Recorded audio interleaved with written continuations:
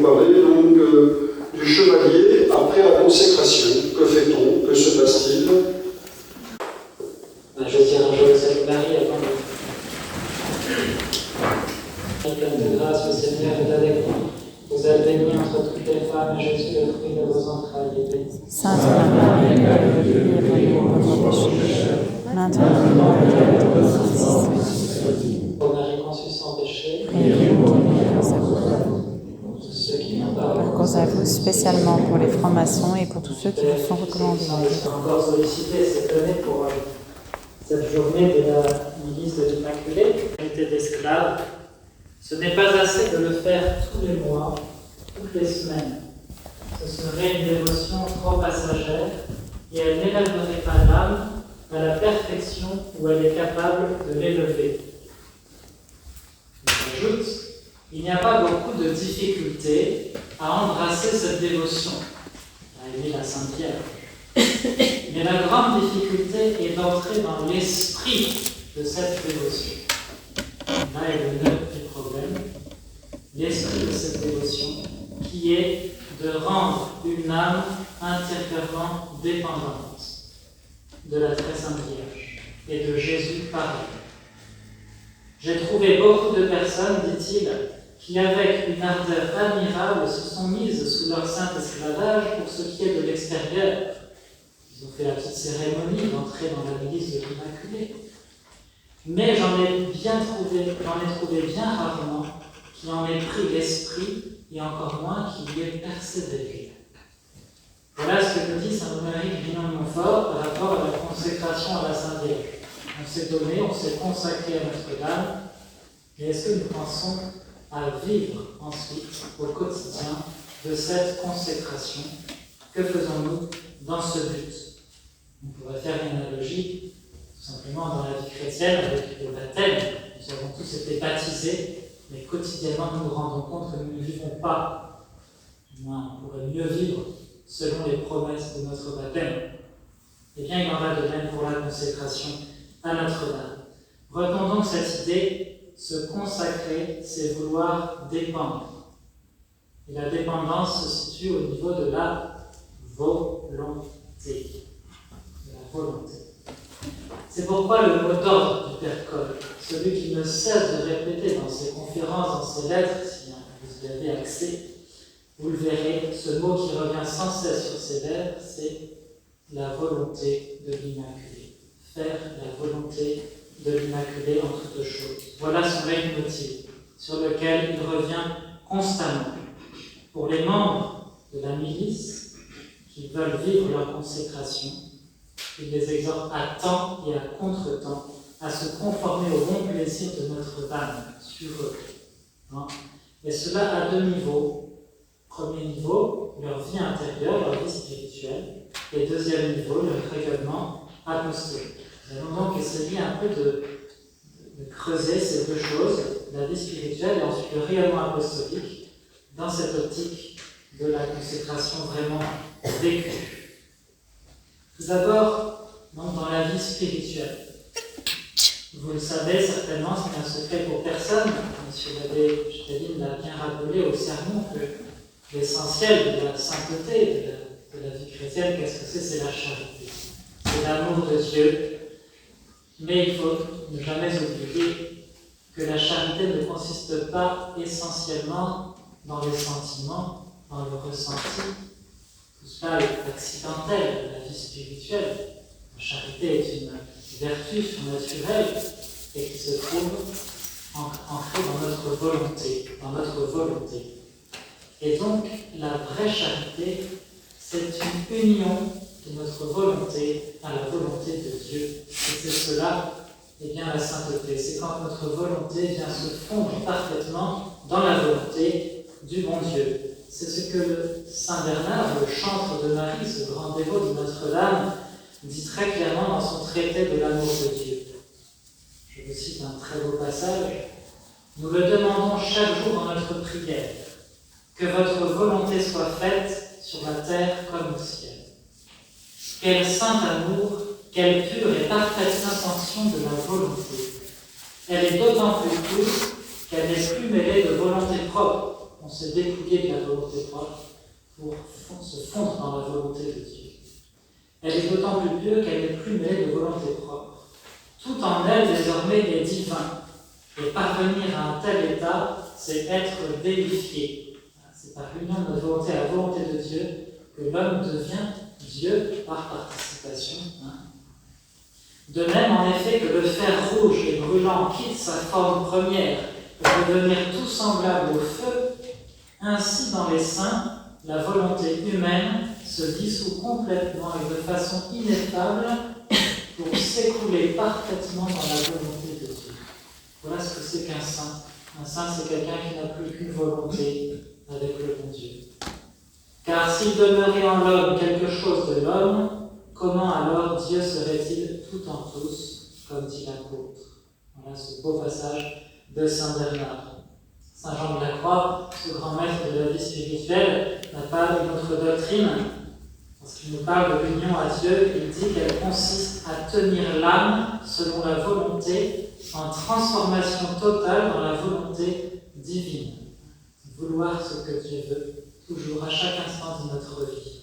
Et bien sûr, bien le plus beau modèle de cette dépendance à la volonté de Dieu parmi les pures créatures, c'est la très sainte Vierge Marie. Elle peut dire que toute sa vie se résume dans cette belle phrase qu'elle a prononcée à l'Annonciation. On ne peut pas s'imaginer que c'est qu'à ce moment-là qu'elle l'a dit. Elle a dit dès le premier instant de sa conception, elle a dit jusqu'au calvaire, elle a dit jusqu'à l'Assomption. Et chez Anchila Domini, je suis la servante du Seigneur, qu'il me soit fait selon votre parole. Et Notre-Dame fond sa volonté dans la volonté de Dieu, c'est cela la charité. Et c'est pour cela qu'elle est parfaite, la plus grande de tous les saints. Et non seulement elle est le modèle de cette union de volonté, mais elle est aussi celle qui va nous éduquer à cela, nous amener à cela.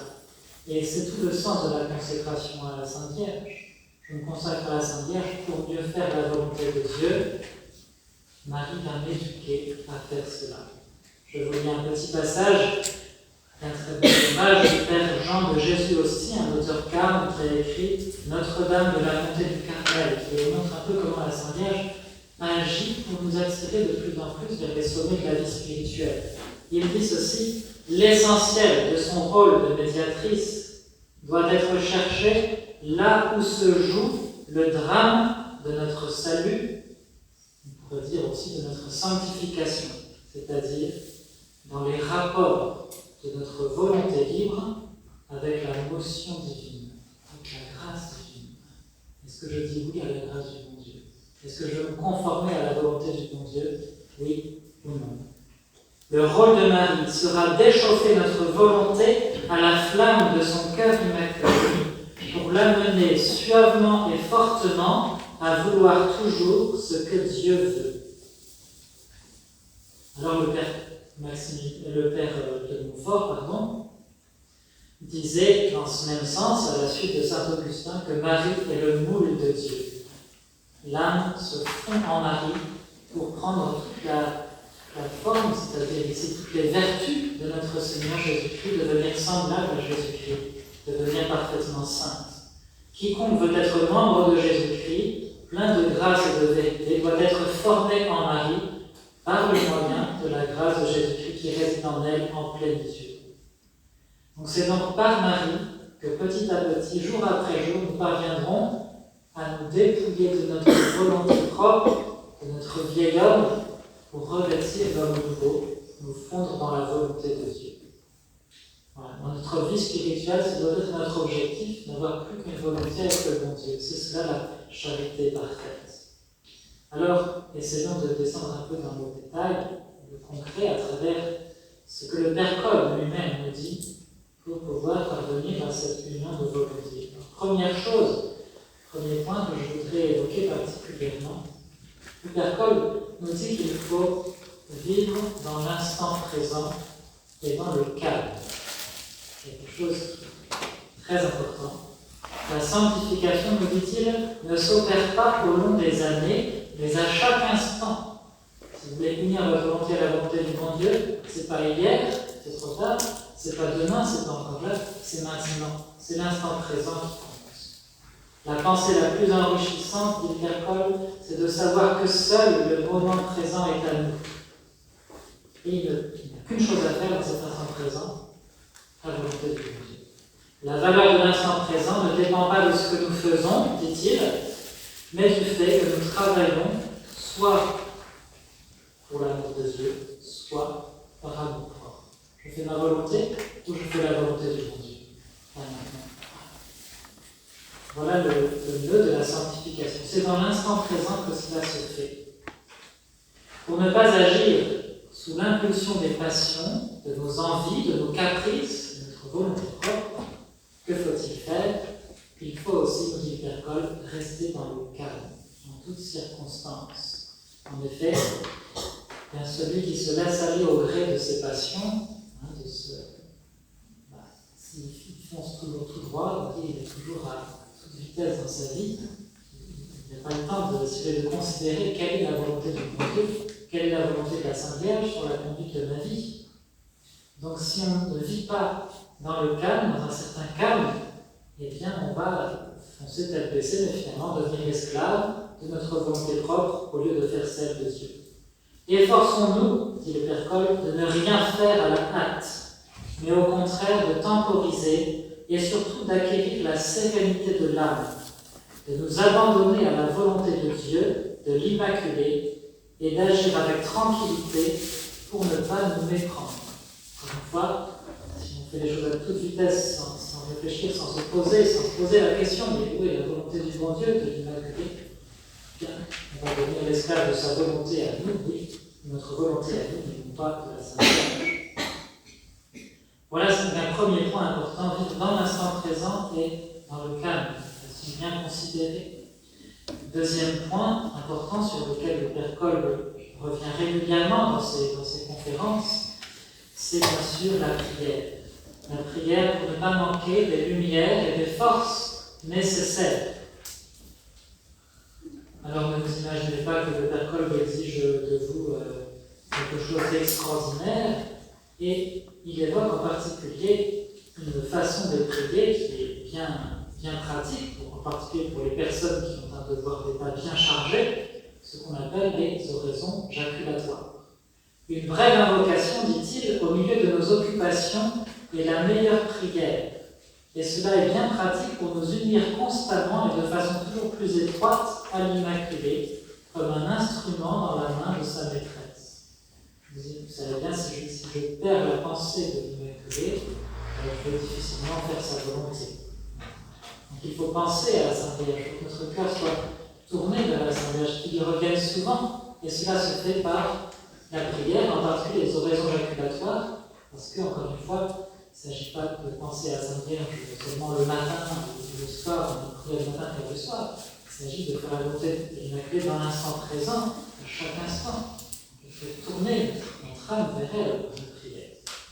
Ainsi, nous obtenons la grâce de l'illumination pour l'intelligence, de savoir quelle est la volonté de l'Immaculée et la force pour la faire. Le Père Cole encourageait en particulier à utiliser le Saint nom de Marie pour rester en présence de Notre-Dame. Et c'est à Niepokalanov, donc ce grand couvent qui regroupait à une certaine époque plus de 700 frères qui travaillaient pour les intérêts de Notre-Dame, et bien les frères se saluaient en prononçant le nom de Marie. Se saluer en prononçant le nom de Marie. Façon de toujours penser à Notre-Dame, pour qui on est là. Prions beaucoup, dit le Père Cole, et nous expérimenterons comment l'Immaculée prendra de plus en plus possession de notre âme. Faisons en sorte que notre consécration à l'Immaculée soit de plus en plus totale, et pour cela, la prière est indispensable, ainsi que de fréquentes invocations. Plus nous nous sentons faibles, plus nous devons nous livrer à la prière. Notre-Dame va nous éclairer, Notre-Dame va nous fortifier pour faire sa volonté. Voilà. Maintenant, une petite suggestion aussi. Nous sommes consacrés à Notre-Dame. Il pourrait être très bon, une très bonne petite pratique, ce serait de renouveler, comme le suggérait le Père de Montfort tout à l'heure, dans le secret de Marie, renouveler régulièrement notre consécration mariale. On peut bien sûr le faire tous les matins en se levant, Mais on peut aussi trouver une petite formule raccourcie qu'on peut répéter avant chaque action, ou du moins chaque action importante de notre journée, pour se remettre dans la main de la Sainte Vierge. Pourquoi ne pas prendre, vous voyez, ce petit paragraphe de notre consécration, ô Immaculée, disposez totalement de tout moi-même, comme il vous plaît. Petite phrase toute simple qu'on peut répéter avant une action qu'on va entreprendre. Voilà. Je veux être votre instrument dans ce que je vais faire là maintenant. Donc ce serait un très bon moyen de renoncer à notre volonté propre pour épouser plus parfaitement la façon de penser et d'agir de Notre-Dame. Et une petite allusion, c'est Sainte Thérèse de l'Enfant Jésus. Je n'ai pas remarqué ça pendant longtemps, je l'ai remarqué très récemment. Avant d'écrire l'histoire d'une âme, que fait Sainte Thérèse de l'Enfant Jésus? Elle le dit à la première page de son ouvrage.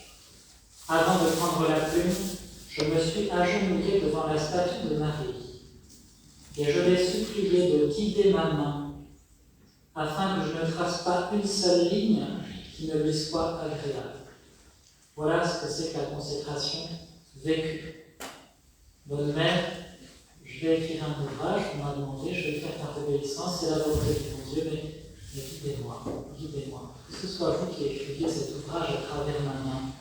Et quel merveilleux effet a eu cet ouvrage. Combien de personnes ont été illuminées par ces merveilleuses considérations de Sainte Thérèse, qui nourrit des générations de chrétiens.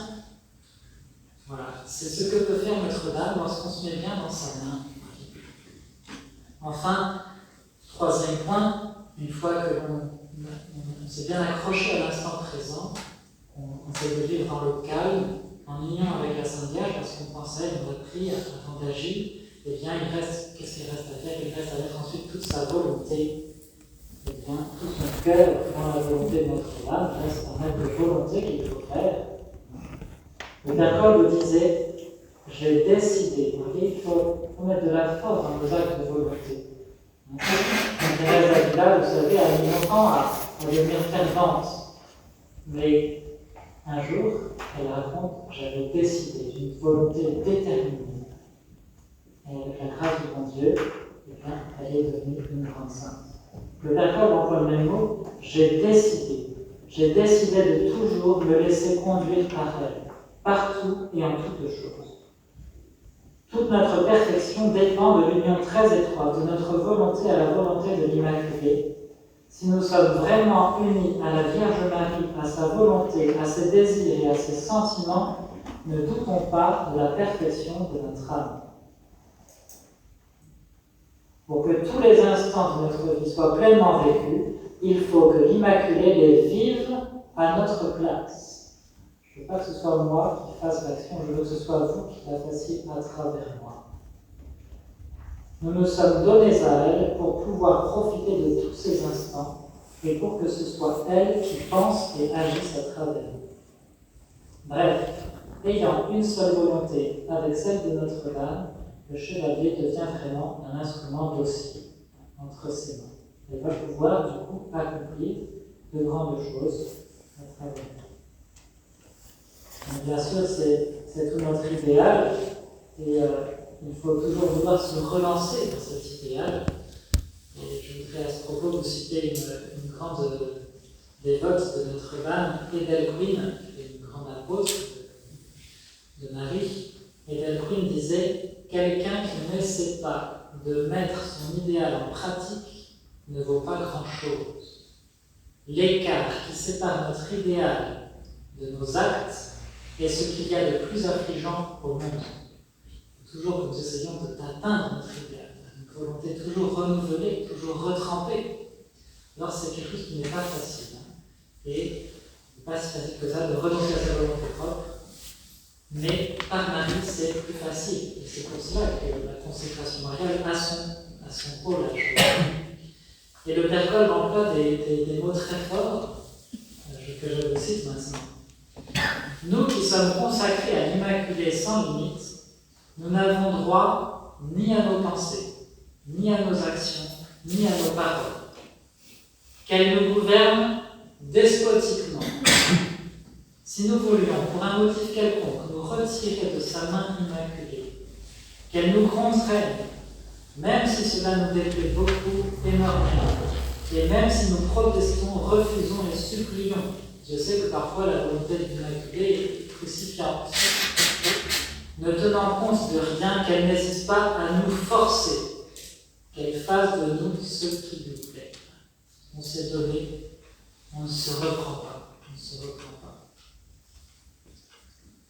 Je reviens sur Edel Quinn, qui a vécu sa consécration mariale de façon vraiment très belle, évoque cet aspect de renoncement, donc de sacrifice qui est vraiment présent dans cette consécration vécue. Renonçons, dit-elle, à nos buts humains, à nos inclinations naturelles, nos passions, nos envies du moment, et adoptons sa manière de voir. Laissons-nous conduire par son esprit en toutes choses.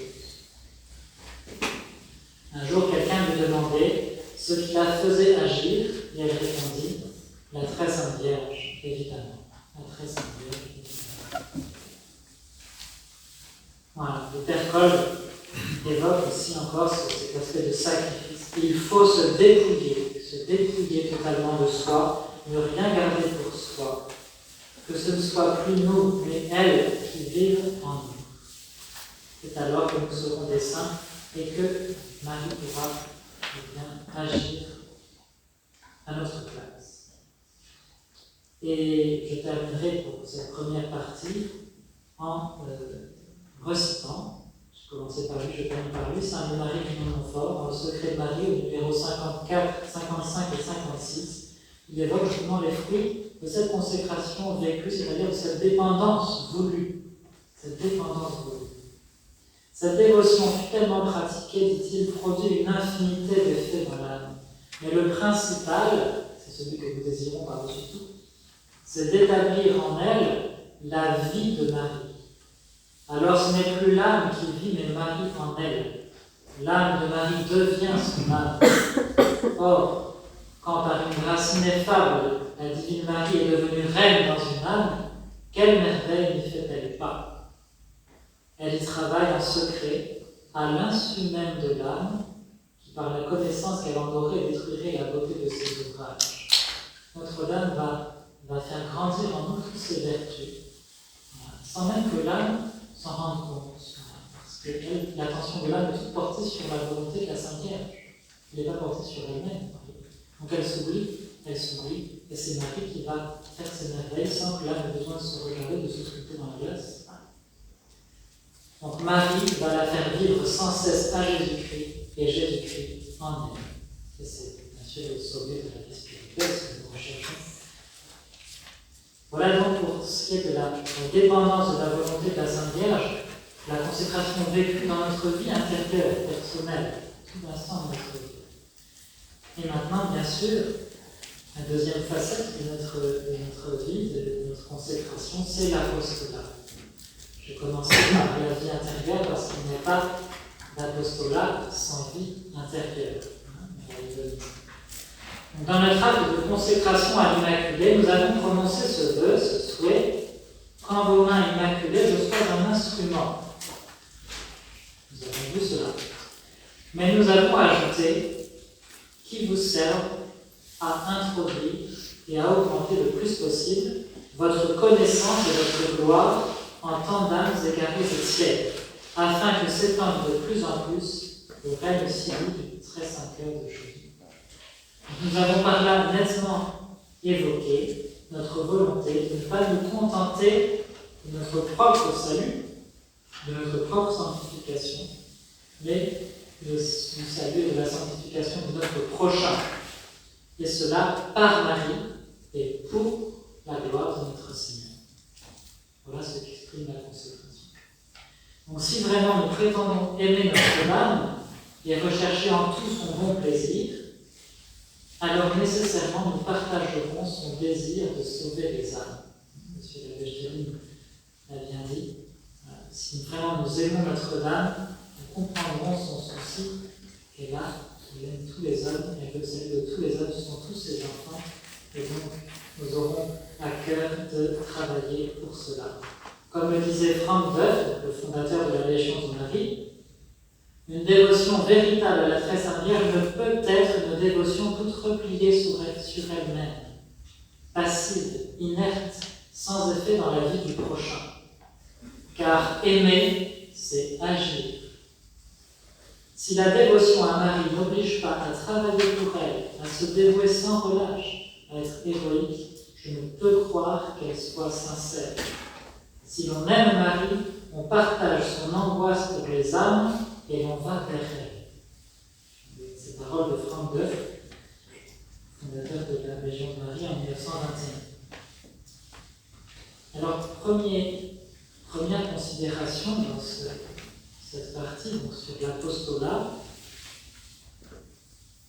Première considération, attention à ne pas tomber dans ce qu'on appelle l'activisme. L'activisme est le piège de tout apôtre. C'est-à-dire, l'activisme, c'est l'action apostolique que l'on entreprend, mais une action qui est coupée de sa source. Sa source qui est, comme nous l'avons évoqué en première partie, la vie intérieure. La vie intérieure. Une action apostolique qui ne découle pas ou qui n'est pas soutenue par une vie intérieure réelle, aussi profonde que possible, restera, malheureusement, vaine, sans fruit surnaturel. Là, on en beaucoup moins. Saint Jean de la Croix dit tout à fait cela aussi. Il dit que quelqu'un qui ne se livre pas, par exemple, à la vie intérieure, il dit cette âme, elle fait presque rien, voire même du mal. Pourquoi ? Parce qu'elle n'est pas unie, justement, au bon Dieu, à la Sainte Vierge, dans son action, donc c'est elle qui agit, et en tant que c'est elle, évidemment, ce ne sera pas extraordinaire. Notre travail, disait le Père Coll à ses frères de Niepokalanov, est beau et important, mais c'est une chose extérieure. Avant tout, nous devons avoir soin de notre vie spirituelle, d'où doit découler toute activité extérieure. Le véritable progrès de Niepokalanov se trouve dans notre sanctification. Parce que même une âme, vous voyez, qui n'aurait pas une action apostolique extraordinaire extérieurement, mais qui se sanctifie, eh bien, par sa sanctification même, déjà elle rayonne. D'où, vous voyez, la Sainte Thérèse de l'Enfant Jésus, patronne des missions, alors qu'elle n'est jamais sortie de son monastère, de son carmel. Par sa sanctification, par son amour de notre Seigneur, ses sacrifices, ses prières quotidiennes, elle a sauvé un nombre incalculable d'âmes. Et par son union à notre Seigneur, elle était même source de cette action apostolique des prêtres. Oui, parce qu'elle devait être dans le cœur de l'Église, l'amour qui allait faire agir tous les membres. Donc c'est cette vie intérieure qui va faire fructifier l'apostolat, l'action apostolique. Voilà. Donc le véritable progrès de Niepokalanov se trouve dans notre sanctification. Chaque fois que nos âmes s'établissent dans une plus grande conformité à la volonté de l'Immaculée, nous ferons un pas en avant dans le développement de Niepokalanov. Il allait plus loin, il disait, imaginons que le couvent soit détruit, que nous soyons tous éparpillés partout, mais que nous vivons plus intensément notre consécration à Marie, notre dépendance de Notre-Dame intérieurement, eh bien c'est l'âge d'or de Niepokalanov. Vous voyez cet esprit surnaturel que le Père Coll, même dans son apostolat. Voilà, le rayonnement apostolique d'une âme est en proportion de son degré d'union à la volonté de Notre-Dame, son degré d'amour de Dieu.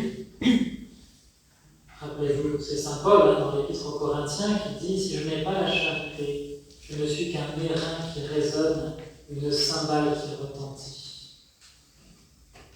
Un prêtre missionnaire ayant connu Edel Queen en Afrique disait « Le bien qu'elle faisait émanait en grande partie de son rayonnement personnel. Elle exerçait une influence rien que par sa présence. » Et il terminait en disant « J'avais l'impression qu'elle répandait un peu du parfum céleste de la très sainte Vierge. » Un évêque missionnaire enchaîné. Il était impossible de parler avec elle sans la sentir profondément unie à Dieu. Voilà. On n'a pas à s'étonner de son rayonnement apostolique, puisque justement sa vie intérieure était profonde et sérieuse. Et les paroles du Père Cole encore à ce sujet, la fécondité du travail ne dépend pas de la capacité des forces, de l'argent, etc., des moyens humains, matériels, mais l'union à l'Immaculée, voilà le secret qui nous assure le succès. Celui qui atteint un certain degré de consécration à l'Immaculée ne peut pas ne pas rayonner sur son entourage, même à son insu. Même à son insu.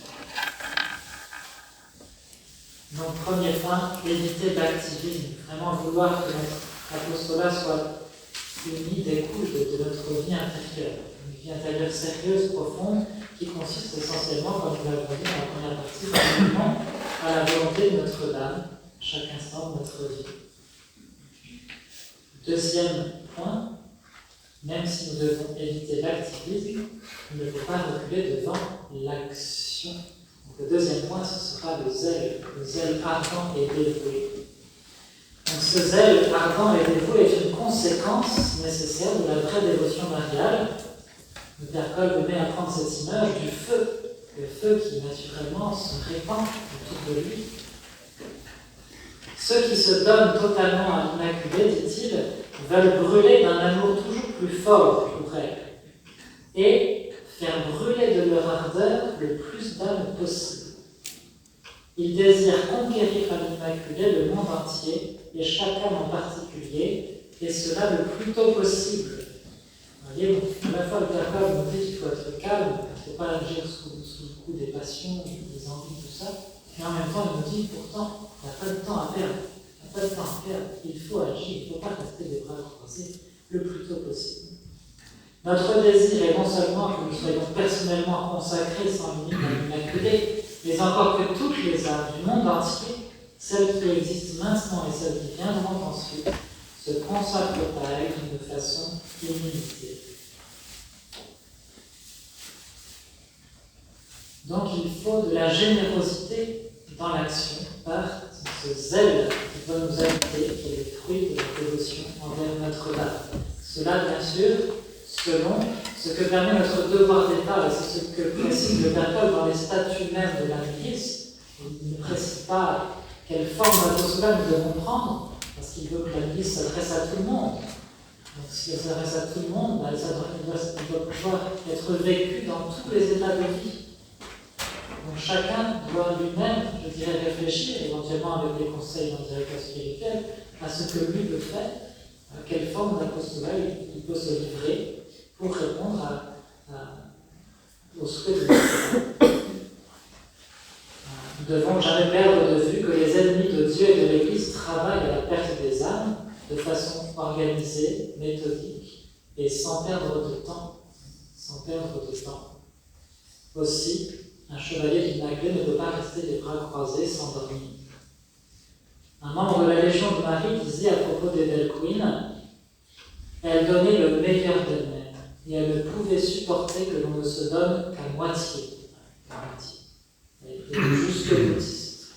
Elle allait jusqu'au bout de son don de soi à Notre-Dame, à sa cause. Un prêtre missionnaire disait aussi, personne ne peut réaliser l'énormité de sa tâche, le zèle qu'elle était. Elle était pratiquement seule pour faire face à une entreprise gigantesque. Il s'agissait pour elle de fonder des groupes de la Légion de Marie en Afrique. Et elle en a fondé un nombre incroyable.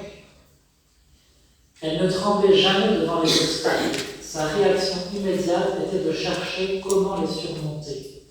Avec une rapidité incroyable, elle conquit l'estime des Africains. Alors, c'est tellement donné avec générosité qu'au bout de quelques années, elle était épuisée et qu'elle a dû se reposer par la force des choses. Mais une personne qui l'a côtoyée pendant sa convalescence disait « Elle parle avec avidité du temps où elle pourra se remettre au travail. » Elle n'est pas du tout dans l'optique de prendre des vacances. Dans un carnet de retraite, elle avait écrit ces notes « Les saints n'ont jamais perdu de temps. Nous ne devons jamais en gaspiller. Si l'on a tout donné à Jésus par Marie, on n'a pas le droit de perdre du temps. » Le Père Cole savait qu'il ne fallait pas perdre de temps. C'est pour ça qu'il était actif dans son apostolat. Donc du zèle, un zèle ardent, généreux. Troisième point, un apostolat marial. Un apostolat marial.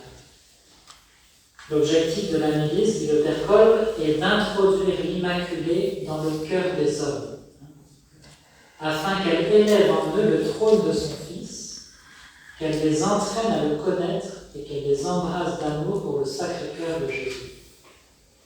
C'est l'application rigoureuse à l'apostolat du principe posé par saint Marie Grignon de Montfort, Ad Iesum per Maria. Le but, c'est de donner les âmes à Jésus-Christ. Comment est-ce que je vais faire? Je vais faire connaître et aimer Notre-Dame. Elle fera le reste. Le saint curé d'Ars parlait dans le même sens. Bien des choses, disait-il, iraient mieux dans notre apostolat si nous faisions une part plus grande à la Sainte Vierge. Saint curé d'Ars. Et Delquin était persuadé de cette efficacité de l'apostolat marial fondée sur la médiation de Notre-Dame. Fondons la Légion, disait-elle, fondons la Légion, et le reste suivra. Laissons Notre-Dame faire son œuvre. Une belle illustration de cette efficacité de l'apostolat marial, eh bien, c'est l'apostolat de saint Louis-Marie Grignon de Montfort. On remarque que ce sont dans les régions de France qui ont été évangélisées par saint Louis-Marie Grignon de Montfort que la foi est restée le plus ancrée dans les âmes profondément. Et ce sont ces régions-là qui ont le mieux résisté à la Révolution, qui cherchaient à faire perdre cette foi, justement, à éloigner de l'Église. Qu'avait fait saint Marie de Montfort? Il avait prêché, certes, mais partout où il prêchait, qu'est-ce qu'il fondait? Qu'est-ce qu'il laissait derrière lui? Des confréries du Saint-Rosaire. Des confréries du Saint-Rosaire. C'est-à-dire des groupes de personnes qui allaient prier le chapelet. Par le chapelet de Notre-Dame, récité dans les paroisses pendant des années, qui suivaient les missions derrière lui. Et bien la foi s'est transmise, la ferveur religieuse, la piété, l'attachement à notre Seigneur Jésus-Christ. Ce sont ces Vendéens, ces Choulons, qui ont su défendre le Christ roi lorsque celui-ci a été attaqué violemment par la Révolution. Voilà. Comme vous le savez, le Père Kolb veut faire en tout la volonté de l'Immaculée, même dans l'apostolat. C'est ce que doit vouloir le chevalier. Or, il a entendu Notre-Dame, lors des apparitions de la rue du Bac, demander à sainte Catherine Labouré de répandre partout la médaille miraculeuse. Le Père Kolb, il se croit plus intelligent que la Sainte Vierge. Si la Sainte Vierge a cette idée, c'est qu'elle est bonne, je la prends et je l'enseigne. Et donc c'est ce qu'il nous demande. Il nous demande de répandre la médaille miraculeuse. C'est la seule forme d'apostolat qui est précisée dans les statuts de la milice, c'est celui-là. En particulier, répandez la médaille miraculeuse. Il compte sur la Sainte Vierge. La Sainte Vierge va demander s'il apportera du fruit. Voilà. Et lui-même, vous savez, a obtenu des conversions par ce moyen. Donc, lorsqu'il était en convalescence à Zakopane, suite à une grave maladie qui avait dû l'empêcher de continuer à Niepokalanov, il avait laissé Niepokalanov à son frère qui s'occupait du couvent, il était allé se reposer. Et bien, le Père Kolb a croisé, là où il était en convalescence, un monsieur qui était assez intellectuel et il essayait de lui parler et il s'est rendu compte que c'était quelqu'un qui n'était pas près du bon Dieu. Et donc il lui demandait régulièrement, monsieur, confessez-vous. Il essayait de l'inviter à se confesser, à se mettre en règle avec le bon Dieu. Et cette personne, à chaque fois, le renvoyait plus tard, on verra. Il mettait toujours à plus tard, sa confession. Et finalement, on arrive un jour où il devait partir. Et bien, une dernière fois, le Père Kolb dit, monsieur, confessez-vous. Et puis, encore une fois, il refuse, il dit trop tard, je demandais mon père. Alors, prenez au moins cette médaille, il lui donne la médaille. La personne s'en va avec la médaille en main. Et le Père Kolb tombe à genoux et il se met à prier encore pour lui. Et quelques minutes après, avec son grand étonnement, il voit la personne rentrer à nouveau dans l'autre sens. Tac, mon père, confessez-moi.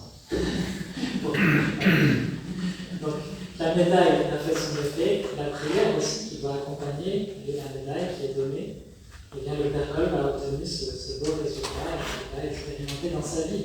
Il avait été beaucoup frappé par la conversion fulgurante de Ratisbonne aussi, lorsqu'il était étudiant à Rome, il en avait entendu parler. Alors je recite à nouveau ces paroles du Père Coll sur la médaille miraculeuse.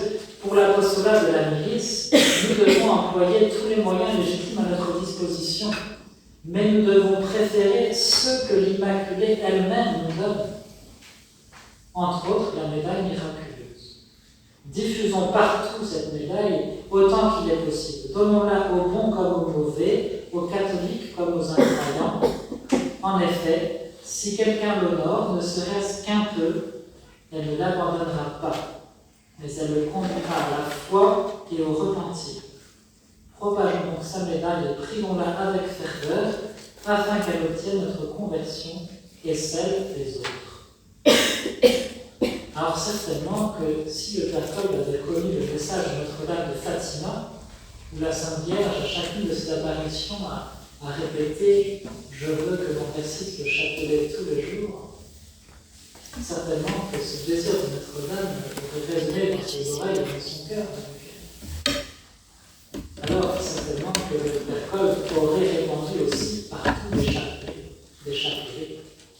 Alors aujourd'hui, bien cher chevalier, chacun d'entre vous peut sans difficulté se procurer auprès du centre de diffusion de la Messe de l'Immaculée toutes les médailles et chapelets bénis qu'il veut, avec des petits dépliants explicatifs qu'il peut donner à droite, à gauche aux gens qu'il côtoie. Et beaucoup n'attendent que cela. Bien sûr, dans cet apostolat, nous ne devons pas craindre les refus. Cela arrive toujours. Habituellement, ce n'est pas le cas. La plupart des gens quand même acceptent, puis-je vous offrir une médaille. Les gens acceptent assez facilement la médaille. Mais on peut toujours tomber sur quelqu'un qui vous répond un non assez rude, soit parce qu'ils ont une dent contre l'Église catholique, soit je ne sais pas. Mais en tout cas, ce n'est pas le grand nom. Mais il faut être prêt à ça. Si vous n'êtes pas prêt à essuyer les refus, vous ne ferez jamais cet apostolat de la médaille miraculeuse. Et pourtant, Dieu sait que les personnes sont contentes d'en recevoir et que ça les touche. Je connais des personnes qui, justement, pendant longtemps, ont pu hésiter à répandre cette médaille, et puis finalement s'y sont mis, et puis en groupe, et bien se donnent rendez-vous régulièrement sur la place de l'église pour répandre cette médaille partout, pendant un certain temps. Donc l'apostolat marial, il s'agit de faire connaître Notre-Dame, de faire aimer. Et la médaille, le chapelet sont des moyens qui fonctionnent très bien. Quatrième point, un apostolat multiforme. On a entendu que Père Coll, on peut prendre tous les moyens légitimes, tous les moyens qui sont bons, et bien il faut les utiliser. Son ardeur conquérante, le Père Coll, ne recule devant aucune forme d'apostolat, aucun moyen légitime. Il faut, disait-il, déployer l'enseigne de l'Immaculée sur les maisons d'édition, les agences de presse, les antennes radio, les instituts d'art et de littérature, les théâtres, le cinéma. Le Père Coll, il ne se limite pas à certaines parties de la société, il voudrait envahir toute la société, jusqu'au Parlement et au Sénat. À son époque, le Père Coll a beaucoup développé l'apostolat par la presse. À l'époque à la neuf, c'était de grosses rotatives très modernes, pour justement publier de nombreux journaux dans le but de faire connaître, aimer l'Immaculée et la foi catholique. Et le Père Coll a même utilisé, ce qui était très récent à l'époque, l'apostolat par la radio. Il employait les dernières découvertes, comment toucher le plus de personnes, et bien il l'utilisait. Alors à mon humble avis, même s'il n'a pas connu Internet, je ne doute pas un seul instant qu'avec la prudence requise, il eut largement utilisé ce moyen de conquête qui peut permettre d'atteindre bien sûr beaucoup d'âmes et répandre la connaissance de l'Immaculée partout. Et il n'aurait certainement pas laissé le monopole de ce moyen de diffusion aux ennemis de l'Église. Ça, ce n'est pas du tout son esprit.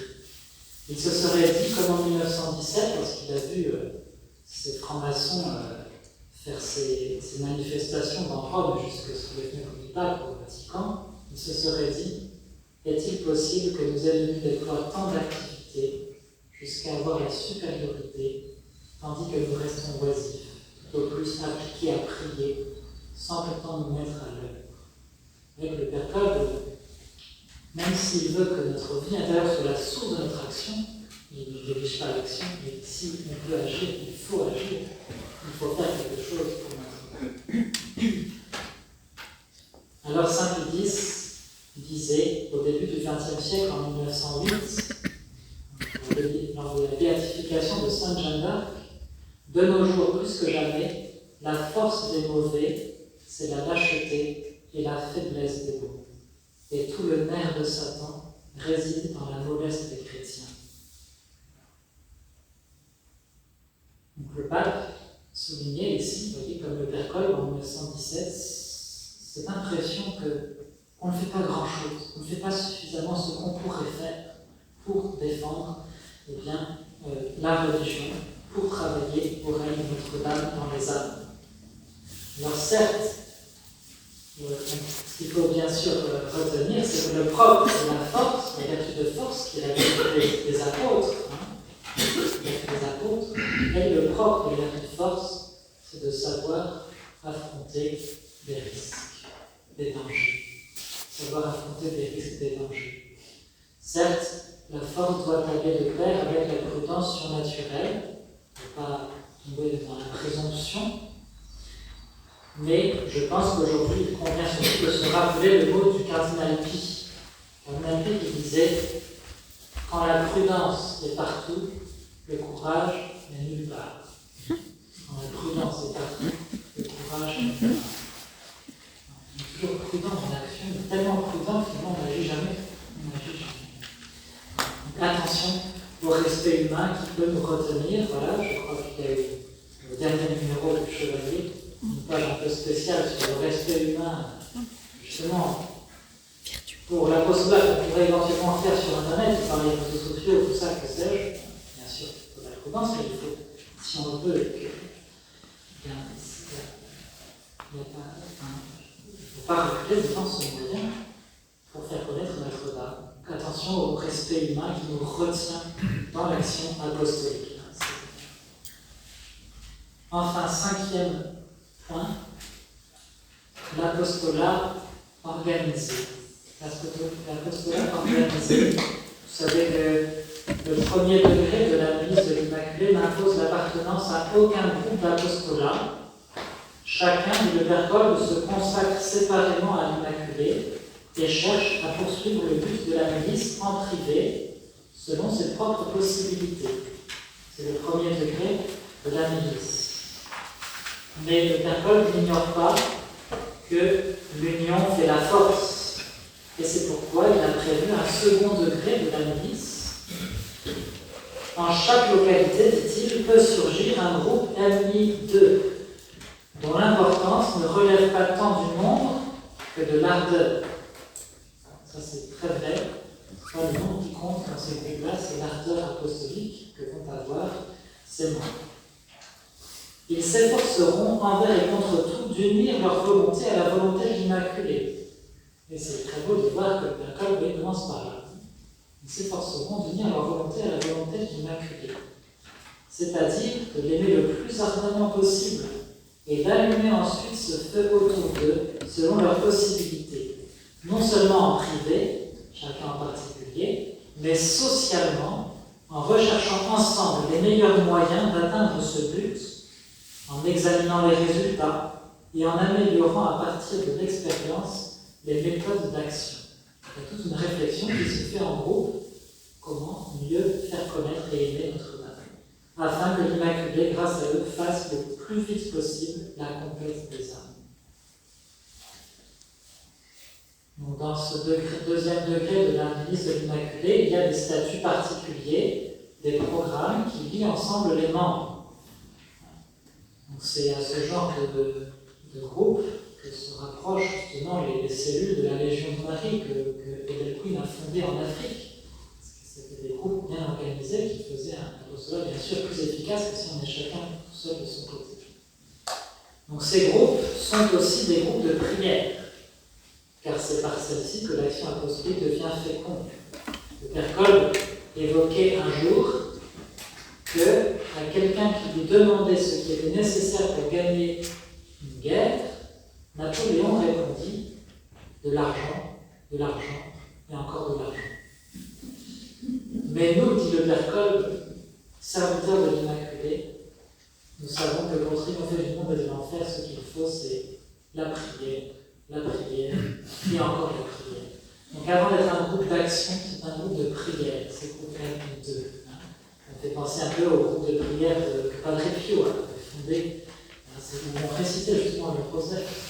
C'était le Père Pie XII qui avait appelé à la formation de ces groupes de prière. C'est la base, et après l'apostolat en découle. Il importe bien sûr que ces groupes se forment et se développent, par contre, attention, dans la dépendance du clergé, pour que les choses se fassent dans un bon ordre.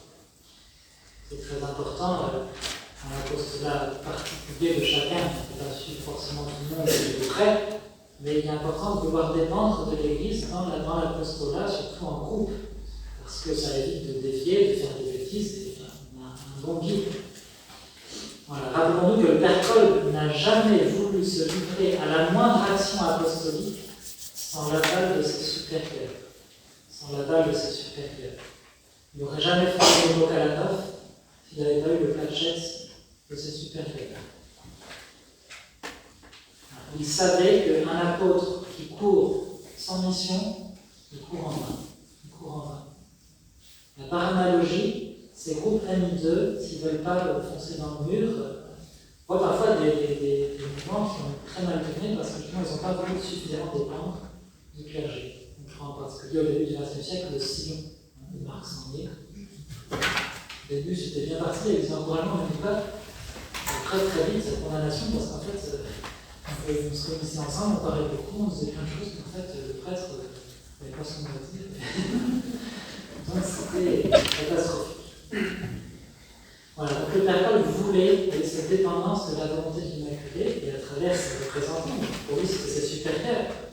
Un jour, vous avez évoqué le cas où il avait laissé Nino Kalanov aux soins de son frère parce qu'il devait se reposer. Il avait reçu l'ordre formel de ses supérieurs de ne pas s'occuper de Nino Kalanov. Et malheureusement, son frère était certainement moins à l'aise que lui dans la gestion du couvent. Et du coup, il lui écrivait, il disait, mais qu'est-ce que je dois faire?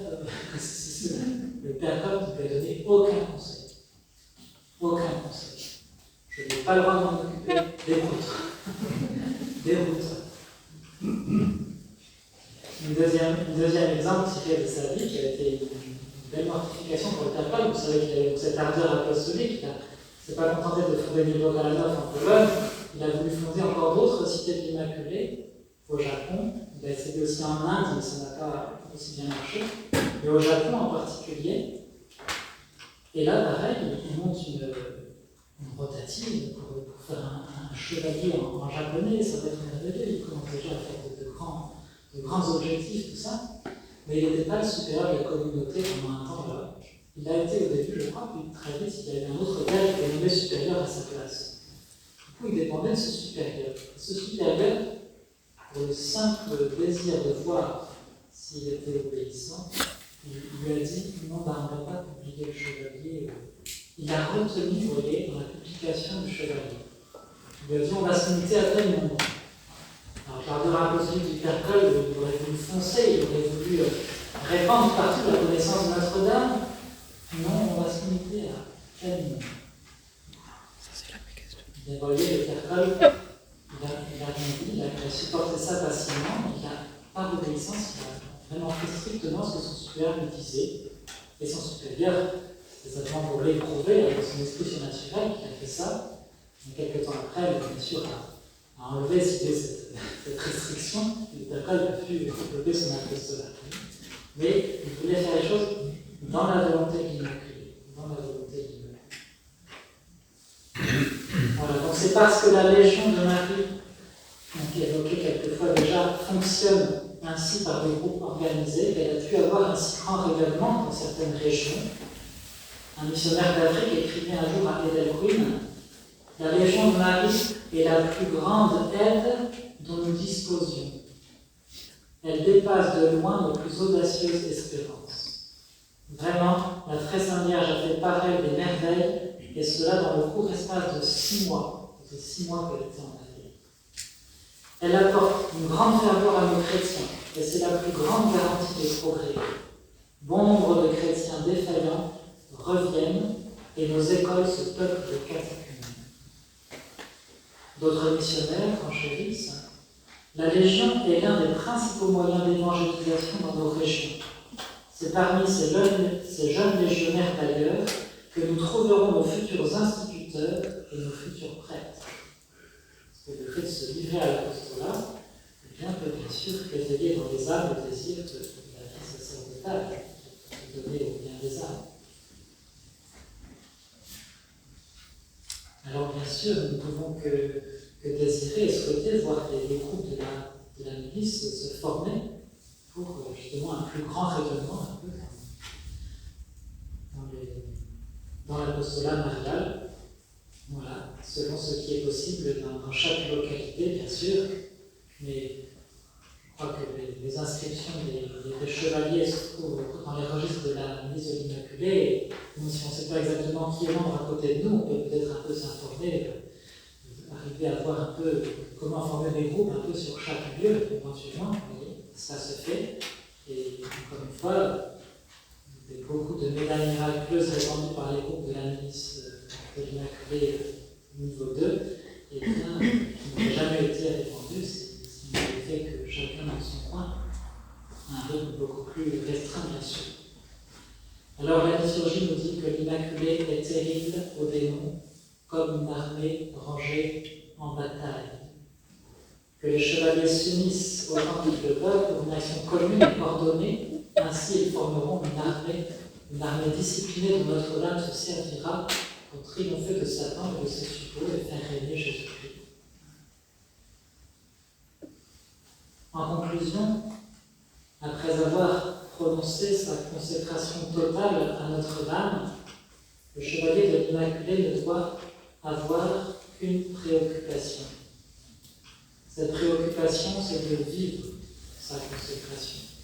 Vivre intensément à chaque instant de sa vie, sa donation totale à l'Immaculée. Il doit désirer être un instrument docile entre les mains de la Très Sainte Vierge, et cela se fait par la conformité à sa volonté. Plus dans notre vie intérieure, dans notre apostolat, nous nous conformerons à la volonté de la Sainte Vierge, et bien plus nous aurons de rayonnement. Donc,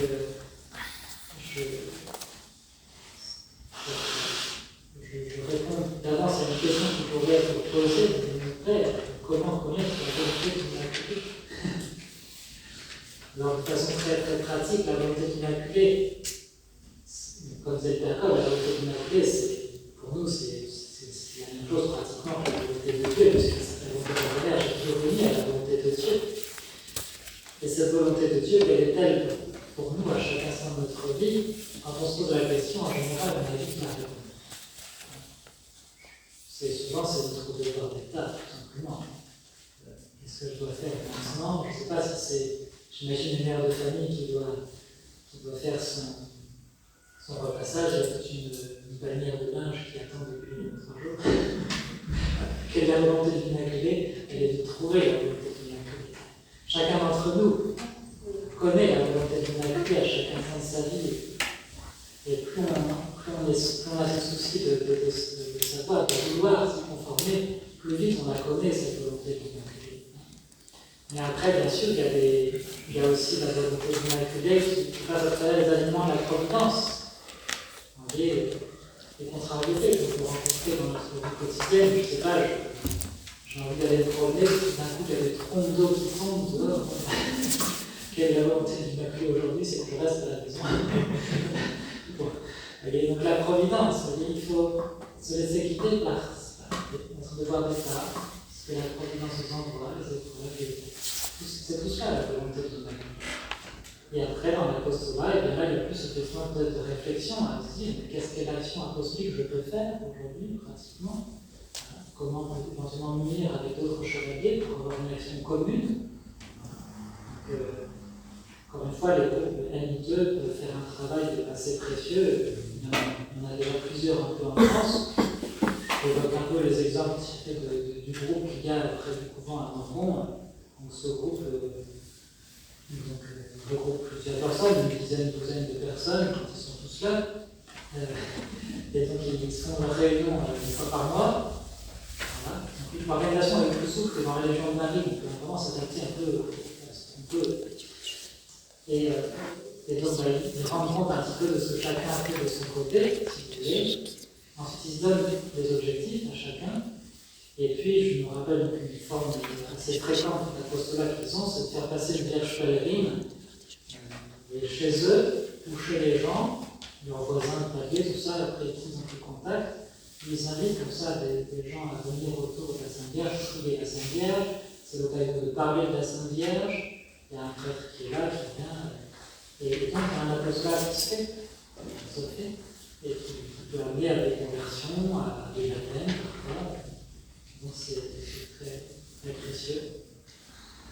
Encore une fois, c'était le pape Pie XI qui avait beaucoup encouragé à l'action catholique, c'est-à-dire cet apostolat des laïcs pour aider les prêtres, parce qu'il y a de moins en moins de prêtres aujourd'hui, et le prêtre en plus ne peut pas pénétrer partout.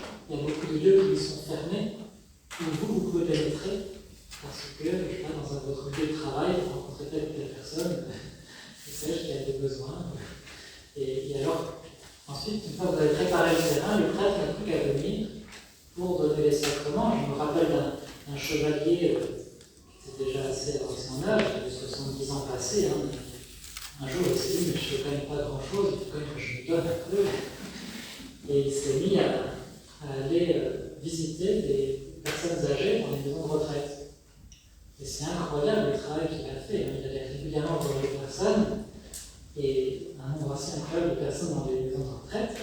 Et après, il avait demandé, est-ce qu'un père du couvent peut venir? Et en fait, on arrivait, mais le terrain était tout préparé.